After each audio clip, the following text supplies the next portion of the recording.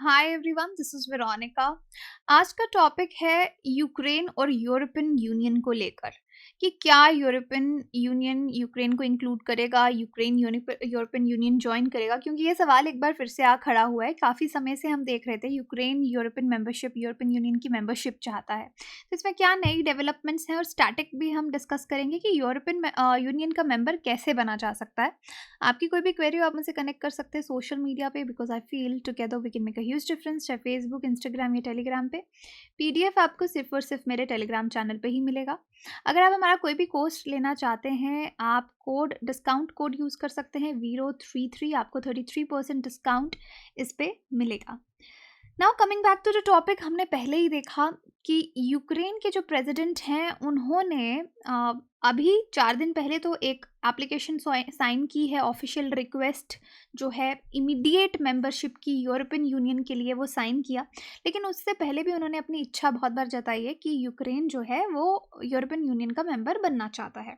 लेकिन current affair में यही है कि रिसेंटली जेलेंस्की जो है उन्होंने फॉर्मली भी एक ऑफिशियल रिक्वेस्ट साइन कर ली कि इमीडिएट मेंबरशिप यूरोपियन यूनियन की यूक्रेन को दी जाए। और यूरोपियन यूनियन क्या है आप जानते ही हैं, एक पॉलिटिकल इकोनॉमिक ग्रुपिंग है 27 यूरोपियन देशों की। जेलेंस्की ने कहा कि वो इस ब्लॉक की इमीडिएट मेंबरशिप लेना चाहते हैं और रशियन यूक्रेन कन्फ्लिक्ट को देखते हुए उनको फास्ट ट्रैक प्रोसीडियर से जल्द यूरोपियन यूनियन की जो भी मेंबरशिप है वो दी जाए। अब देखिए, यूरोपियन यूनियन की मेंबरशिप लेना क्या इतना आसान है? क्या प्रोसीडियर इसका पूरा रहेगा? किस तरीके से ये मेंबरशिप मिलती है, ये जानना बहुत ज़रूरी है। अभी जिस तरह से कन्फ्लिक्ट चल रहा है, जो न्यूज़ तो आप देख ही रहे हैं, but exam point of view से सारे टॉपिक आपके लिए बहुत इंपॉर्टेंट है। जैसे स्पेशली नाटो का मेंशन किया, रशिया क्यों नाटो से नफ़रत करता है, नाटो क्या है, ये सब हमने डिटेल में डिस्कस किया। और ऊपर से हमने ये भी डिस्कस किया कि क्यों नाटो इस टाइम यूक्रेन की मदद के लिए ऑन ग्राउंड अपने ट्रूप्स नहीं भेज रहा, टेक्निकल रीजंस क्या हैं, इंडिया नाटो का पार्ट क्यों नहीं है और क्या कभी बन पाएगा, ये सब हमने डिटेल में डिस्कस किया। आज हम यूरोपियन यूनियन के मुद्दे को डिस्कस करेंगे। यूक्रेन के जो प्रेसिडेंट हैं उन्होंने अर्जेंट मेंबरशिप के लिए गुहार लगाई है, एप्लीकेशन दी है। यही आज का हमारा डिस्कशन रहेगा। आप देखिए, सीनियर एक यूरोपियन यूनियन के ऑफिशियल हैं, उन्होंने कहा कि यूरोपियन यूनियन लीडर्स जो हैं वो पॉसिबिलिटी डिस्कस करेंगे कि यूक्रेन को जल्द से जल्द मेंबरशिप मिल पाए। एक इनफॉर्मल समिट भी होने वाला है मार्च में, तो उसमें ये मुद्दा जो है वो डिस्कस किया जाएगा कि किस तरह से ये उसका मेंबर बन सकता है। क्योंकि देखिए, किसी भी यूनियन, यहाँ पे हम यूरोपियन यूनियन की अगर बात करें, इसका मेंबर बनना मतलब आसान या मुश्किल से ज़्यादा हम बोलेंगे एक टाइम कंज्यूमिंग प्रोसेस है, एक कॉम्प्लेक्स प्रोसेस है, इसमें वक्त लगता है।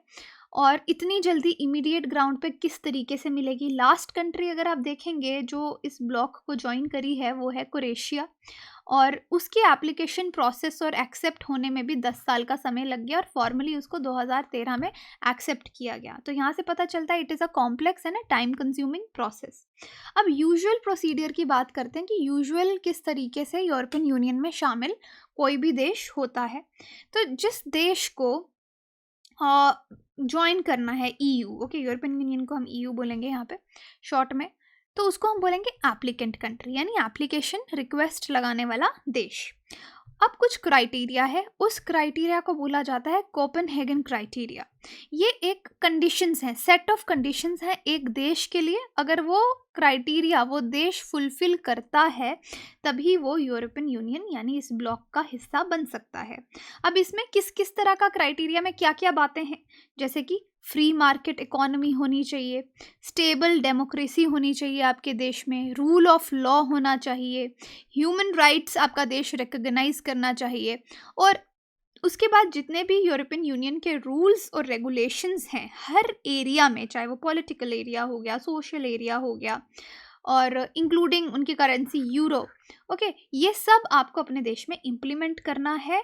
ये सब क्राइटेरिया, कुछ मतलब क्राइटेरिया मैं आपको ये बता रही हूँ, ये होंगे तभी आपका प्रोसीडियर जो है वो शुरू होगा यूरोपियन यूनियन में मर्ज होने का।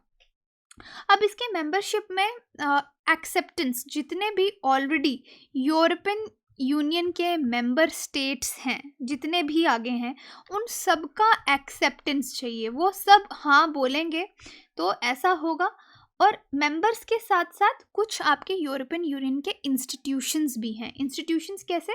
जैसे European council, European commission, European parliament. तो मेंबर स्टेट्स के साथ साथ ये इंस्टीट्यूशंस भी एक्सेप्ट करेंगे तो आपकी मेंबरशिप आगे बढ़ेगी। तो तभी इस प्रोसेस को कॉम्प्लेक्स कहा गया हुआ है।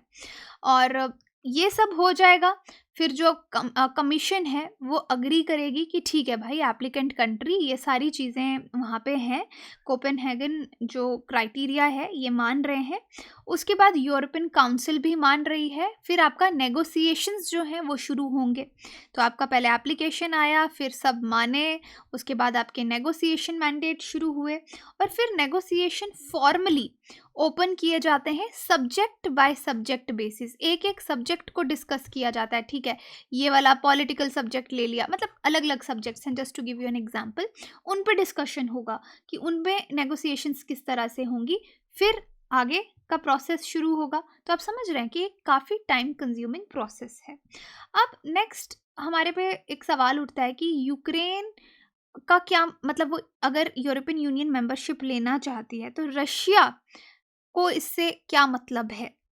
ऑलरेडी हमने देखा कि रशिया ऑलरेडी तंग है कि जिस तरह से उसके नेबर कंट्रीज जो हैं उनका वेस्ट के साथ कनेक्शन इंक्रीज हो रहा है, चाहे वो नाटो के थ्रू हो चाहे यूरोपियन यूनियन के थ्रू हो। रशिया ऑब्वियसली ये नहीं चाहता। रशिया नहीं चाहता कि ये सब देश यूरोपियन यूनियन के या फिर वेस्ट के क्लोज जाएं।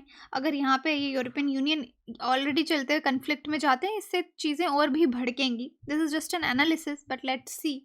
अब यूक्रेन का एंट्री अगर इस ब्लॉक में होता है तो ये इम्पॉर्टेंट, यूक्रेन इसको इसलिए समझ रहा है कि ये इम्पॉर्टेंट होगा रशिया के लिए इस कन्फ्लिक्ट को एंड करने में, क्योंकि यूक्रेन ऑब्वियसली रशिया के सामने अभी काफ़ी छोटा देश पड़ रहा है कि उनके कहने पे नेगोशिएशंस, डिप्लोमेटिक वेज कुछ भी काम नहीं कर रहा। तो यूक्रेन को लग रहा है कि अगर वो यूरोपियन यूनियन ज्वाइन कर लेगा तो उसको काफ़ी मदद मिलेगी इस कन्फ्लिक्ट को एंड करने में। इस मेंबरशिप से यूक्रेन को मिलिट्रली भी, यानी फोर्स के रूप में भी, उसके जो यूरोपियन यूनियन के मेंबर स्टेट्स हैं उनके थ्रू भी हेल्प मिलेगी। वो थोड़ा अपने आप को स्ट्रॉन्ग, उसमें यूक्रेन में थोड़ा कॉन्फिडेंस आएगा, स्ट्रॉन्ग फील करेगा। बिकॉज यूरोपियन यूनियन के जो भी मेंबर्स हैं एक क्लॉज के साथ जुड़े हुए हैं, म्यूचुअल डिफेंस का क्लॉज है, जिसमें बाकी मेंबर्स एक दूसरे देश जो है उससे उसकी मदद करते हैं किसी भी आर्म्ड एग्रेशन के खिलाफ। कि किसी भी यूरोपियन मेंबर के ऊपर, उसकी टेरिटरी के ऊपर आर्म्ड एग्रेशन होता है तो सारे यूरोपियन मेंबर्स जो हैं वो म्यूचुअल डिफेंस के लिए आते हैं। ये क्लॉज के साथ यूरोपियन मेंबर्स जुड़े हुए हैं। तो यूक्रेन यही सोच रहा है कि अगर मैं नाटो का हिस्सा नहीं बन सकता लेकिन एटलीस्ट यूरोपियन यूनियन का हिस्सा बन जाऊंगा तो शायद इस क्लॉज से मेरी मदद हो जाएगी। और उसके साथ साथ अगर यूक्रेन यूरोपियन यूनियन में एडमिट हो जाता है तो उसकी इकोनॉमी को भी बहुत फ़र्क पड़ेगा, एडिशनल बेनिफिट्स मिलेंगे। किस तरह के? जैसे फ्री मूवमेंट, पूरे यूरोपियन यूनियन में फ्री मूवमेंट हो गया, काफ़ी सारे राइट्स जो हैं यूरोपियन यूनियन के सिटीजन्स को मिलते हैं, वो सब राइट्स यूक्रेन के सिटीजन्स को मिलेंगे। तो यूक्रेन के लिए काफ़ी महत्व है इस मेंबरशिप का। Now we are talking in context Ukraine Russia conflict. Otherwise अगर आप यूरोपियन यूनियन देखेंगे, यूरोपियन यूनियन क्या है? ये एक ग्रुप है 29 कंट्रीज का, आफ्टर ब्रेग्जिट की मैं बात कर रही हूँ, जो कि इकोनॉमिक और पॉलिटिकल ब्लॉक है। तो इसको हम मिलिट्री ब्लॉक नहीं, जैसे आपके मिलिट्री अलायंसेस होते हैं अलग से, इसको यूरोपियन यूनियन को हम इकोनॉमिक और पॉलिटिकल ब्लॉक के रूप में जानते हैं ना। इनमें से देखिए 27 कंट्रीज हैं, मेंबर्स हैं। 19 देश ऐसे हैं जो यूरो को ऑफिशियल करेंसी अपनी मानते हैं। 8 यूरोपियन यूनियन मेंबर्स हैं, जैसे Bulgaria, Croatia, Denmark, Hungary, Poland, ये सब आप देख सकते हैं। ये यूरो को यूज़ नहीं करते, दे डू नॉट यूज़। 8 देश नहीं यूज़ करते, बाकी के 19 जो हैं वो उसको ऑफिशियल करेंसी मानते हैं। और एक सिंगल यूरोपियन पॉलिटिकल एंटिटी है ये, जिसने यूरोपियन कंट्रीज़ को एक साथ लाया है वर्ल्ड वॉर 2 के बाद। आप देख सकते हैं यूरोपियन यूनियन की वजह से यूरोप के ये जितने छोटे छोटे देश साथ में जुड़े हुए हैं, एक सिंगल मार्केट के रूप में ये जुड़े हुए हैं, जहाँ पे एक जैसे लॉज हैं जो सब मेंबर स्टेट्स पे हर मैटर पे लगते हैं, उन पे इम्प्लीमेंट होते हैं, ताकि they can act as one. तो यूरोपियन यूनियन ने सबको जोड़ के साथ रखा है। अब यूरोपियन यूनियन के गोल्स क्या हैं, जो भी इनके मेंबर स्टेट हैं, कि हम शांति को प्रमोट कर सकें, वैल्यूज़ को। यूरोपियन यूनियन के जितने भी देश हैं उनके जो सिटीजन्स हैं, जिनको हम सिटीजन्स ऑफ यूरोपियन यूनियन कहेंगे, वो सही से रह पाएँ। फ्रीडम, सिक्योरिटी, जस्टिस मिले सबको without internal borders. Sustainable development पे फोकस करें, इकोनॉमिक ग्रोथ पे, प्राइस स्टेबिलिटी पे, कॉम्पिटिटिव मार्केट इकोनॉमी पे, एम्प्लॉयमेंट पे, इन्वायरमेंटल प्रोटेक्शन, सोशल प्रोग्रेस, ये सब इनके गोल्स हैं। और इसके साथ कि सोशल एक्सक्लूजन ना हो, डिस्क्रिमिनेशन ना हो, साइंटिफिक टेक्नोलॉजिकल प्रोग्रेस रहे, इकोनॉमिक, सोशल, टेरिटोरियल कोहेजन रहे जितनी भी यूरोपियन कंट्रीज़ हैं, कल्चरली रिच रहें, लिंग्विस्टिक डाइवर्सिटी रहे। ये सब गोल्स आप देख सकते हैं यूरोपियन यूनियन के। अब आप देखेंगे कि यूरोपियन यूनियन का ओरिजिन कहाँ से हुआ, शुरू कहाँ से हुई। तो 1946 में यूनिवर्सिटी की बात हो रही है, university of Zurich, Switzerland. Winston Churchill वहाँ गए, उन्होंने कहा कि जिस तरह से यूनाइटेड स्टेट्स ऑफ अमेरिका है, यूनाइटेड स्टेट्स ऑफ यूरोप होना चाहिए, है ना, काइंड ऑफ यूरोपियन यूनियन ही हो गया, यूनाइटेड स्टेट्स ऑफ यूरोप। 1952 में यूरोपियन कोल और स्टील कम्युनिटी को ये शुरू हुई आपकी ट्रीटी ऑफ पेरिस के अंदर 1951 में, बाय 6 कंट्रीज, 6 कंट्रीज तब सामने आई थी, Belgium, France, Germany, Italy, Luxembourg, Netherlands. तो यहाँ पे कोल स्टील प्रोडक्शन में ये कॉमन मार्केट के अंदर उतर आई थी। तो यहाँ से कहीं ना कहीं यूरोपियन यूनियन का शुरू हो गया। फिर यूरोपियन कोर्ट ऑफ जस्टिस बना आपका, यूरोपियन एटॉमिक एनर्जी कम्युनिटी, यानी एक साथ यूरोपियन यूनियन नहीं बना, धीरे धीरे अलग अलग जो कम्युनिटीज़ हैं वो बनना शुरू हुई। जैसे यूरोपियन एटॉमिक एनर्जी हो गई, इंटरनेशनल ऑर्गेनाइजेशन बन गई यूरेटम ट्रिटी के अंदर, जहाँ पे ओरिजिनल पर्पस यही था कि एक स्पेशलिस्ट मार्केट न्यूक्लियर पावर का यूरोप में क्रिएट करना है। ओके, तो इसमें इस तरीके से इसकी शुरुआत हुई। फिर आपका यूरोपियन इकोनॉमिक कम्युनिटी बनी, ये ट्रीटी ऑफ रोम के अंदर बनी 1957 में।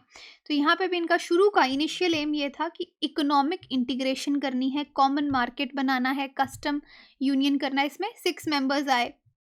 तो इस तरीके से आप देख सकते हैं अलग अलग चीज़ें। फिर आपकी मर्जर ट्रीटी हुई 1965 में ब्रुसेल्स में। इसमें एग्रीमेंट आया कि 3 कम्युनिटीज़ जो हैं ECSC, जिनका नाम मैंने पीछे आपको ये बताया, ये एक सिंगल सेट ऑफ इंस्टीट्यूशन के अंदर आ जाए, तो आपकी यूरोपियन कम्युनिटीज़ इनको कहा गया। फिर आपका एक और एग्रीमेंट साइन हुआ जहाँ पे ओपन बॉर्डर्स का क्रिएशन विदाउट पासपोर्ट शुरू हुआ, 1995 से इसको इम्प्लीमेंट किया गया। फिर 1992 में आपकी एक ट्रीटी आई जिसको जो यूरोपियन कम्युनिटी के मेंबर्स थे उन्होंने साइन किया। ये भी एक कोल्ड वॉर को ख़त्म करने के लिए उसके एंड में एक ग्रेट पुश था। फिर आप देखिए कितने सारे यूरोपियन कम्युनिटीज़ हो गई, ये यूरोपियन यूनियन बन गई, यूरोपियन सिटीजनशिप क्रिएट की गई, जिसमें जितने भी सिटीजन्स हैं वो मेंबर स्टेट्स के एक दूसरे देश में फ्रीली मूव कर सकते हैं। कॉमन फॉरेन सिक्योरिटी पॉलिसी बनाई गई, closer cooperation between police and judiciary शुरू किया गया। तो धीरे धीरे जितनी भी आपकी अलग अलग टाइम पे यूरोपियन कम्युनिटीज़ बनी थी, जब इनका मर्जर हुआ तो उसको हम यूरोपियन यूनियन कहते हैं। फिर आपका यूरोपियन सेंट्रल बैंक इस्टेब्लिश किया गया। उसके बाद उससे जो लोकल ऑफिस और यूरोपियन पार्लियामेंट इलेक्शंस जैसे हैं कंट्री में जो वो रहते हैं, तो ये सब चीज़ों को एक जगह मर्ज किया गया। देखिए, एक मॉनेटरी यूनियन इस्टेब्लिश की गई 1999 में, ये फोर्स में आई 2002 में। यहाँ पे 19 यूरोपियन यूनियन मेंबर स्टेट्स थी जो यूरो करेंसी यूज़ करने लगी। 2002 में ट्रीटी ऑफ पेरिस ये एक्सपायर हुई। फिर आपका ECSC ख़त्म हो गया, उसका कोई एग्जिस्टेंस नहीं रहा, और उसकी सारी एक्टिविटीज़ आपकी यूरोपियन कम्युनिटी में इन्वॉल्व हो गई। तो इसी तरीके से ये सब मैंने मेंशन किया, आप देख सकते हैं। ट्रीटी ऑफ लिस्बन जो है कि इन शॉर्ट आप कहने के लिए कि सारी यूरोपियन कम्युनिटीज़ मर्ज होके आपकी यूरोपियन यूनियन बन गई। तो अगर आपसे कोई सवाल पूछे कि कोई देश यूरोपियन यूनियन कैसे ज्वाइन कर सकता है, तो देखिए पूरा प्रोसेस है। पहले तो जो भी कैंडिडेट कंट्री है वो कुछ सोशल, डेमोक्रेटिक, इकोनॉमिक स्टैंडर्ड्स जो है उनके साथ खुद को अलाइन करे। जितने भी यूरोपियन देश ऑलरेडी स्टैंडर्ड अपना रहे हैं उनके साथ लाइन पे आए। फिर 4 मेन स्टेप्स में इन्होंने प्रोसीडियर को डिवाइड किया है: एप्लीकेशन, कैंडिडेसी, नेगोशिएशन, एक्सेशन। तो ये 4 स्टेप्स जो हैं वो एक एक करके लिए जाते हैं। पहले एप्लीकेशन दी जाएगी, फिर उस एप्लीकेशन को एग्जामिन किया जाएगा, रिकमेंडेशन दिया जाएगा, या तो वो सपोर्ट करेंगे या तो रिजेक्ट होगा। ओके, तो इस तरीके से ये एप्लीकेशन आगे बढ़ती है। तो इस यूक्रेन के केस में क्या होगा कि जो काउंसिल है या तो यूक्रेन की एप्लीकेशन को सब लोग मिलके यूनानिमिटी से अप्रूव कर देंगे, उसके बाद पार्लियामेंट जो है वो भी अपनी कंसेंट देगी, सिंपल मेजोरिटी चाहिए, सारे वोट्स अगर फेवर में होंगे तो यूक्रेन जो है वो ऑफिशियली कंसीडर किया जाएगा कि हाँ अब ये एक कैंडिडेट बन चुका है यूरोपियन यूनियन ज्वाइन करने के लिए। जब फाइनली उसकी कैंडिडेसी जो है वो अप्रूव हो गई, फिर कमीशन एक फ्रेमवर्क बनाएगा नेगोशिएशंस, फिर आपके नेगोशिएशंस शुरू होंगे, उसमें भी आपको यूनानिमसली सब लोग एंडोर्स करेंगे 27 के 27 मेंबर्स, फिर उससे रिफॉर्म्स और डिस्कशंस जो हैं वो यूक्रेन के लिए शुरू होंगी।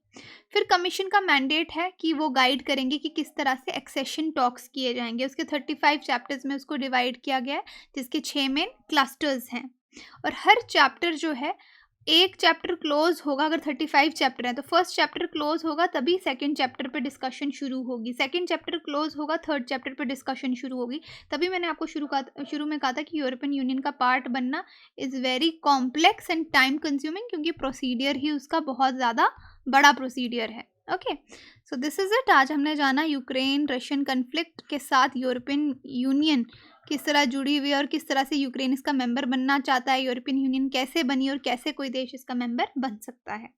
क्वेश्चन है आपके लिए, the term inner six is related to G24 organization, ASEAN, SAARC, European community market. Comment section में आप मुझे बता सकते हैं, या फिर आप टेलीग्राम पे पोल में पार्टिसिपेट करके जान सकते हैं। PDF आपको टेलीग्राम में ही मिलेगा, कोर्सेज EMI पे भी अवेलेबल है। Thank you so much.